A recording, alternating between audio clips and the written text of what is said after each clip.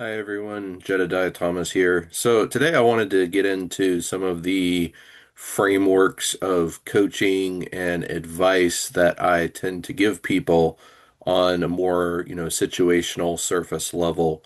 And recently someone was asking for help with their relationship, and actually a number of my clients have asked things along those lines as well. And basically, there's three major buckets that all relationship problems fall into. No matter how big or how small they seem, no matter what type they seem like, they all basically fall into these three buckets across the board. Now, the three buckets are compatibility, will, and communication. Now, compatibility is basically like the things that you need to be there in yourself and the other person and the alignment between those, right? So, for example, compatibility could be one person wants kids and the other one doesn't, right? That's incompatible. It could be that one person speaks a language and the other person doesn't, right? And that could happen. That's a level of incompatibility. You can work around that, but on some level, that's very important to have. There's a lot of things, pretty much a lot of the issues uh, that happen because of compatibility. Either, maybe you're dating the wrong person and you haven't realized it yet, or maybe you got married to a person that you're not really compatible with, and for some reason you thought they were. Like maybe there was a lot of kind of fluff or not being yourselves during the dating period that resulted in marrying what could be considered the wrong person. But basically, there's severe compatibility issues that, are not really reconcilable. Will would be like, do you actually want to be in this relationship? Do you want to be with this person? Do you want this relationship to work out? Right? Is this relationship a priority over other things in your life? It could also be that, if someone is actively trying to hurt you or, malign you or whatever, that would be an issue of the will as well, right? So that happens with a lot of abusive relationships and whatnot.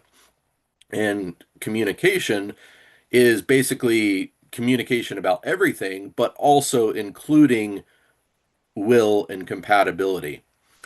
And communication is usually like the thing that people they do wrong, right? And compatibility is more like when there's actually something wrong, and then occasionally you have will issues, which is like, maybe you're married and you don't want to be married and now you want to go run around and, sleep around with people. Okay, so then that's, you don't really want to be there, right? That's that. Now, compatibility is really the area where you're going to see compromise, right? So if you're technically incompatible, you have to work around your incompatibility. So in the sense, the example that I gave, one person wants to have kids, the other one doesn't. Someone's going to have to compromise, right? You either have kids or you don't. Like there's no in between. It could be one person gives up their desire either to have or to not have kids. Maybe adoption is an option.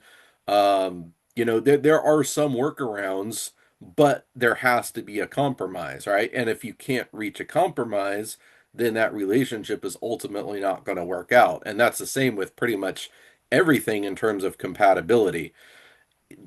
You have basically a level of, you know, implicit need that is like, here's like your bare minimum standards that like if they cross that line you're not going to be in that relationship at all, right? And then there's kind of like your explicit standards where it's like, okay, here's what I want generally, here's my goals, here's what I want in a person, here's who I am in this relationship. And basically the level of compromise happens in between your explicit and your implicit standards, right? And a lot of people have kind of two different levels there. And so basically you say, "Oh, I want someone that's six figures 6 foot tall, they have this and that and the other thing, right? 10 cars and 3 dogs and 17 houses and whatever, right? That's what you say you want, but then your implicit standards are, okay, you're gonna date someone that's broke, that doesn't have a dollar to their name, doesn't have a job, doesn't have any of that stuff, right? Okay, so then that's where you've compromised on your explicit standards, but you're still following your implicit standards, right? There's probably something that they could do that it would be a line that would cross that you would say, okay, no, I'm absolutely not going to be with this person. But until you hit that level, then you're going to probably stay with them, right? So you have to understand that there's a difference between what you say you want and what you're actually okay with. And if you increase your self-esteem, then that gap will start to shrink until eventually your explicit and your implicit standards are exactly the same, and then there's no difference there, right? It's like, here's what I say I'm going to accept, here's what I actually accept, and there's no wiggle room. And then so basically that's where communication comes in, because like maybe you are actually incompatible and you've suspected it and you've just never talked about it, right? And then so a lot of people go through months or years in a relationship and they just never talk about this stuff, and resentment starts to grow, and then fights happen, and you basically become enemies, and that can affect the will then, right? It's like, I don't want to be with someone that's going to treat me this way, so then I'm going to do all these other things. So it's all kind of interconnected. Communication is basically like, it requires a level of awareness as well, right? Because you might be communicating your external, your explicit standards, and then your implicit standards are something different. So you say, I want someone who fits these criteria, and then the people you date are a completely different criteria. Well, then you're not communicating correctly, because you're not actually self-aware of what's actually going on, right? So there's a level of self-awareness in communication, like I talked about with the gap between the implicit and the explicit standards. There's also a level of communication about, okay, here's what I kind of want, but I'm willing to compromise on that, right? Or here's the level where I'm absolutely not going to accept it. That involves communication, just normal day to day getting along.